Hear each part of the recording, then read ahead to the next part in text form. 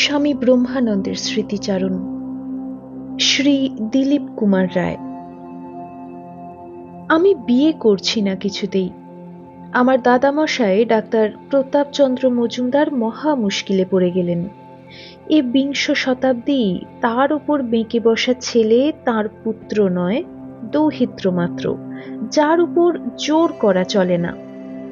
আরও এই জন্যে যে দৌহিত্র সাবালক তথা অত্যাধুনিক। ভেবেচিন্তে শেষে একদিন বললেন, তাহলে এক কাজ কর, চল এক মস্ত সাধুর কাছে। রাখাল মহারাজ, জানিস না তো কি পেল্লায় সাধু, ঠাকুর রামকৃষ্ণের প্রিয় শিষ্য। সাধুর আশীর্বাদই তোর রক্ষা কবচ হোক। যখন বিবাহ করবি নে গোঁ ধরেছিস, তোকে তো আর এ যুগে জোর করে ধরে ছাদনাতলায় নিয়ে যাওয়া যাবে না। তবু এখনো ফের বলছি রে, বিয়ে করে ইংল্যান্ড রওনা হলেই ভালো করতিস। জানিস না ও দেশের রঙ্গিনীদের, মেম সাহেবরা সে কত ছলাকলাই যে জানেন, ইত্যাদি ইত্যাদি। আমার দাদা মহাশয় আদৌ জানতেন না যে আমি আবাল্য শ্রীরামকৃষ্ণদেবের ভক্ত। তাই এমন সন্দেহ তার মনে একবারও উদয় হয়নি যে আমার বিবাহ বিমুখতার সঙ্গে শ্রীরামকৃষ্ণদেবের কোনো সম্পর্ক থাকতে পারে। আমার বন্ধুদের মধ্যে এক সুভাষকে, অর্থাৎ নেতাজি সুভাষচন্দ্র বসুকে বলেছিলাম যে পরমহংসদেবের ছবির সামনে আমি অঙ্গীকার করেছি যে কৃষ্ণৈকান্ত ব্রহ্মচারী হয়ে চিরকুমার ব্রত নিয়ে আমি তাঁর নির্দেশ মেনে চলব ভগবানের তীর্থযাত্রায়। সুভাষ আমার এই সংকল্পে সায় দিলেও সে এই সময় থেকেই ভগবত ব্রত ছেড়ে দেশব্রতকেই সর্বান্তঃকরণে বরণ করেছিল। তাই চিরকুমার ব্রতে তার মনের পুরোপুরি সায় থাকলেও সে নিরন্তরই আমাকে বলতো বিবেকানন্দের কথা। বহুরূপে সম্মুখে তোমার, ছাড়ি কোথা খুঁজিছ ঈশ্বর, জীবে প্রেম করে যেই জন, সেই জন সেবিছে ঈশ্বর। আমার সঙ্গে কেবল এই ক্ষেত্রেই তার একটা অমিলের ব্যবধান ছিল, যার উপর দিয়ে কোনো রকম রফার সেতু বাঁধাও মুশকিল। কারণ বলেছি, আমার মনের সদা টলমানতা সত্ত্বেও এইখানে আমি আমার শৈশবেই এমন একটা খুঁটি পেয়ে গিয়েছিলাম যে আমার পক্ষে ভগবৎব্রত ছেড়ে বিশ্বমানবী দেশব্রতকে বরণ করা প্রায় অসম্ভবের কাছাকাছি হয়ে উঠেছিল। সুভাষের কথায় আমি তখনকার মতো তার দেশভক্তিতে উজিয়ে উঠলেও তার কাছ থেকে চলে আসতে না আসতে সত্যিই পরিষ্কার দেখতে পেতাম যে সুভাষের স্বধর্ম আমার কাছে পরধর্ম। এতে মনে ব্যথা বাজত বইকি, কিন্তু এটুকু মনস্তত্ত্ব আমি জানতাম, যার আলোয় দেখতে পেতাম আমার জীবন বিধাতা আমাকে কোন পথের নির্দেশ দিচ্ছেন। সে পথ না বিবেকানন্দ স্বামীর মতন অলোক সামান্য কর্মব্রতীর, না সুভাষের মতন অনন্যতন্ত্র দেশব্রতীর। সে পথ হলো ভক্তির সেই চিরন্তন পথ, যে পথ দিয়ে ভক্ত যুগে যুগে চেয়েছে ভগবানের চরণে আত্মসমর্পণ করে কৃতার্থ হতে। তাই সুভাষের কাছ থেকে ফিরে যখন ফের চারদিকে সুন্দরী বধূবরণের চক্রান্তে পড়ে যেতাম, তখন সত্যি কাতর হয়ে পরমহংসদেবের ছবির সামনে চোখের জলে ডাকতাম, একটুও বাড়িয়ে বলছি না, দেখো ঠাকুর, পথ দেখিয়ে পথ ভুলিয়ে দিও না, গাছে তুলে দিয়ে মই কেড়ে নিও না।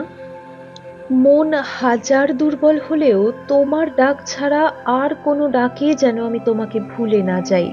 এমনকি যদি তোমাকে নাও পাই, তাহলেও আমাকে বিবাহ করে সংসারী হতে দিও না কিছুতেই, ইত্যাদি। এ হেন আমি যে রাখাল মহারাজের দর্শনের প্রস্তাবে উজিয়ে উঠব, সে কি আর বলতে হবে? স্বয়ং রাখাল মহারাজ ঠাকুরের সাক্ষাৎ মানুষপুত্র, যাকে ঠাকুর বলতেন নিত্য সিদ্ধের থাক, যার সম্বন্ধে উপমা দিতেন হোমা পাখির, যে আকাশে ডিম পাড়ে ও সে ডিম পড়তে পড়তে ফুটবা মাত্র সদ্যজাত পাখায় ফিরে উধাও হয় আকাশের দিকে। নিত্যসিদ্ধরাও ঠিক তেমনই সংসারে বদ্ধ হবার আগেই ভগবানের দিকে চম্পট দেয়, ঠাকুর বলতেন।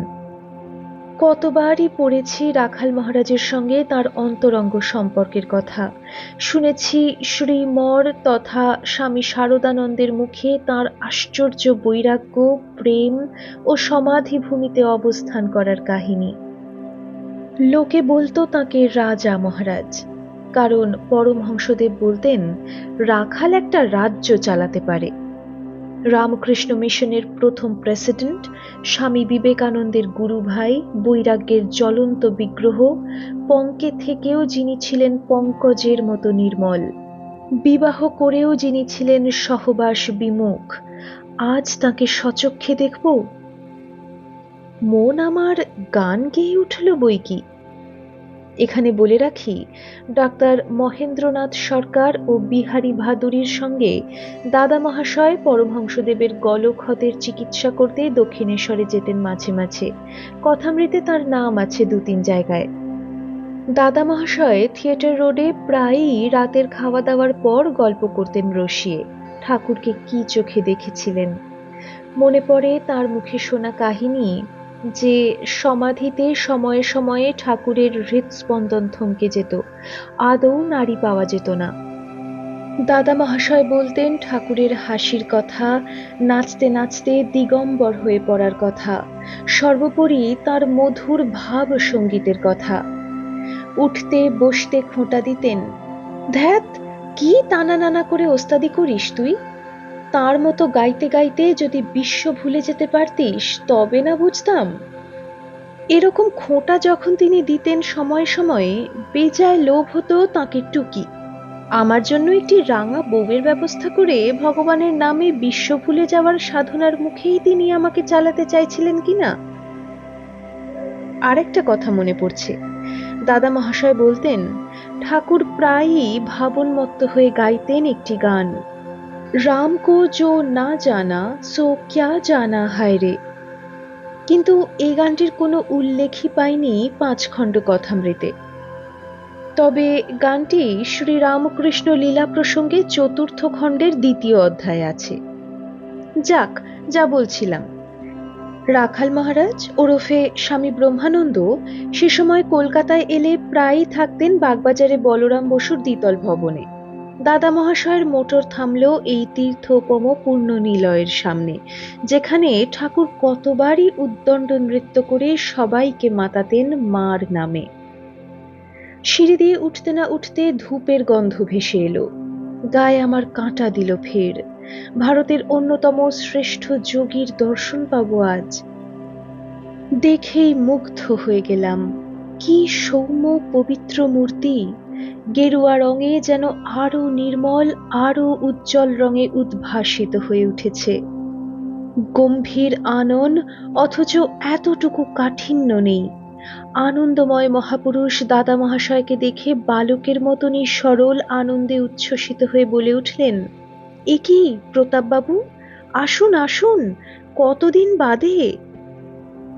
তারপর এ কথা সে কথা, কত গল্প, হাসি ঠাট্টা, ঠাকুরের স্মৃতি নিয়ে রোমন্থন, যেমন দুই বন্ধুর মধ্যে অনেকদিন বাদে হঠাৎ দেখা হলে হয়ে থাকে।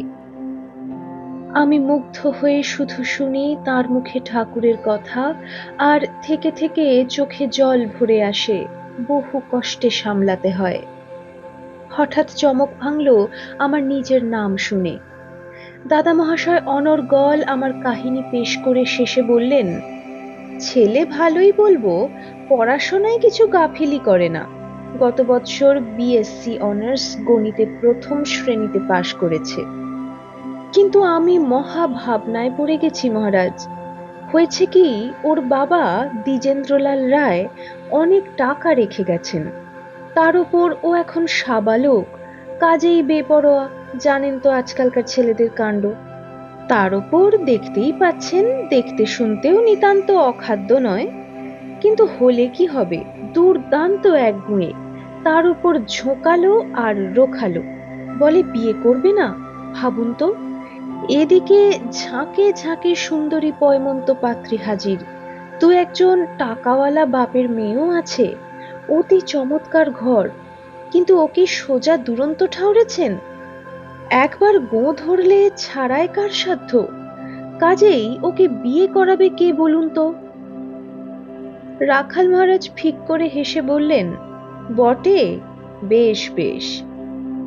আমি আপনার ভাবখানা বেশ বুঝছি প্রতাপবাবু, শুধু আমি এক্ষেত্রে কি করতে পারি সেটাই ভেবে পাচ্ছি নে। আমি নিজে সন্ন্যাসী ঠাকুর হয়ে কোন মুখে ওকে তুতিয়ে পাতিয়ে বিয়ে থা করে থিতু হতে বলি বলুন তো?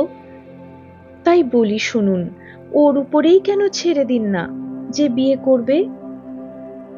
দাদা মহাশয় বললেন, ওর উপর ছেড়ে দিতে তো আমরা গড়রাজি নই মহারাজ, কিন্তু মুশকিল বেঁধেছে এই জন্যে যে ও ধরেছে বিয়ে না করেই বিলেত যাবে এই বৎসরেই।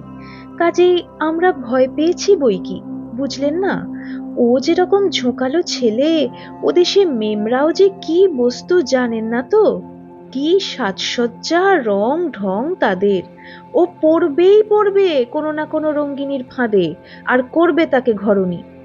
তখন তাই তো ভেবে চিন্তে আপনার আশীর্বাদ নিতে ওকে ধরে নিয়ে এলাম মহারাজ। সাধুদের আশীর্বাদের মতন রক্ষা কবচ সংসারে আর কি আছে বলুন? তাছাড়া এখন আর উপায়ই বা কি বলুন? হ্যাঁ, বলতে ভুলেছি, তার উপর ও আবার কি বিষম গান পাগলা জানেন না তো, আর মেয়েরা গান শুনলে, বুঝলেন কি না?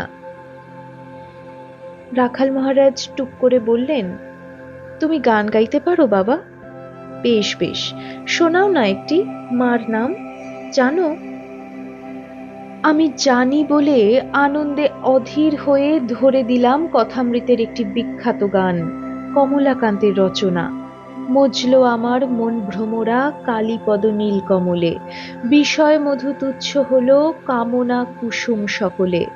কমলাকান্তের মনে আশা পূরণ এতদিনে, সুখ দুঃখ সমান হলো আনন্দ সাগর উথলে। গান শুনতে শুনতে রাখাল মহারাজের মুখের চেহারা বদলে গেল, যেন একটা অলক্ষ্য আভা এসে তাকে ঘিরে ধরল। আমার হৃদয়ে জেগে উঠল ভক্তি, চোখে অশ্রু। তারপর কি যে হলো বলে বোঝাতে পারবো না।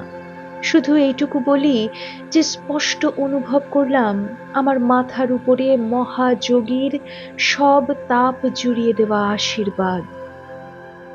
গান শেষ হলে দেখি, কি আশ্চর্য, দাদা মহাশয়ের চোখে জল।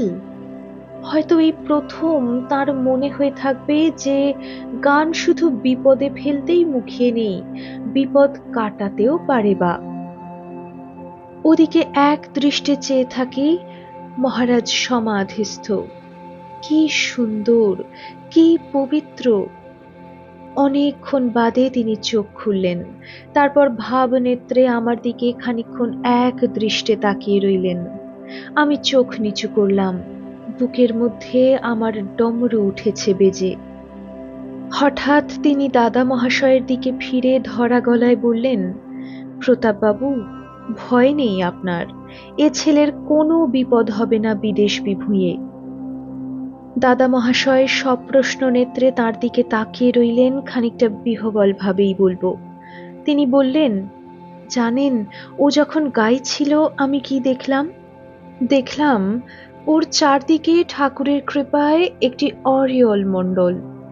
এই কৃপা হলো একটি বর্ম, বুঝলেন প্রতাপবাবু? হ্যাঁ, সত্যিই বর্ম, আর আমি জানি তার মর্ম। ও দু একবার হয়তো হোঁচট খেতে পারে, কিন্তু পদস্খলন ওর হবে না, আপনাকে বলছি, বিশ্বাস করুন। বলে আমার দিকে ফিরে বললেন, এসো তো বাবা একটু কাছে। আমি আর নিজেকে সামলাতে পারলাম না, তার পায়ে আমার মাথা রেখে ভেঙে পড়লাম। কেবল কান্না আর কান্না। রাখাল মহারাজ আমার মাথায় ঘাড়ে সস্নেহে হাত বুলোতে থাকেন। সঙ্গে সঙ্গে একটা শান্তির প্রবাহ বইতে শুরু করে মাথা থেকে নাভি পর্যন্ত। যখন আমি ফের মাথা তুললাম, দেখি তিনি গভীর স্নেহে আমার দিকে চেয়ে।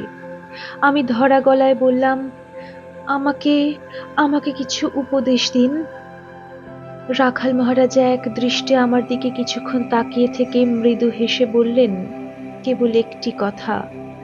তার সুর মৃদুল হয়ে এলো, মনে রেখো বাবা, সদা সর্বদা আমি বিহ্বলভাবে বললাম, মনে রাখবো?